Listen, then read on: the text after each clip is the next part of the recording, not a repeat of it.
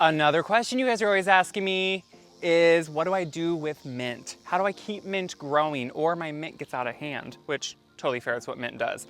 So here you're gonna see that I grow my mint in pots.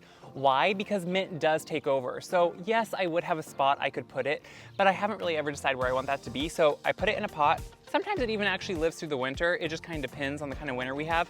The important thing to remember with mint, other than that, it's pretty much the easiest container plant to grow, along with any of the other herbs. They're great in containers. And you want a well-drained container, by the way, this has a good drainage hole, is that you want to cut it back to have it continue growing. Once a plant, herbs, especially herbs, start to flower, it signals them that they're done. So with mint, you want to cut it back every so often.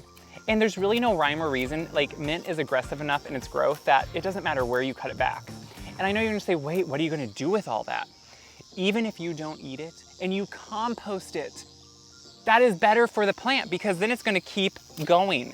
So I literally come through, I give this mint a major haircut. By the way, this one is the chocolate mint. There are tons of different, I think they honestly just come out with different mints every year, so we keep buying it, and it totally works on me. I buy them all. I love the mojito mint. You're gonna say, is it different? I don't know, but it makes amazing mojitos, so fair. Giving this a haircut is the best thing you can do for it. If you can't use all the mint, you could actually chop it up and freeze it. I have done that before. It gets dark, but it still maintains all of its oils, and then you can use it to make your fresh garden tea, fresh hot tea. You can use it in so many applications, just not obviously fresh because it doesn't have that beautiful color. But this right now, as you can see, all this small mint down below is gonna come up, it's gonna grow, it's gonna get big, and I'm gonna have just as much in just a few weeks to cut off again. That's why you always want a good secateurs or pruners to take with you outside, because they come in handy for everything, not just trimming bushes. This comes in handy for all your garden jobs.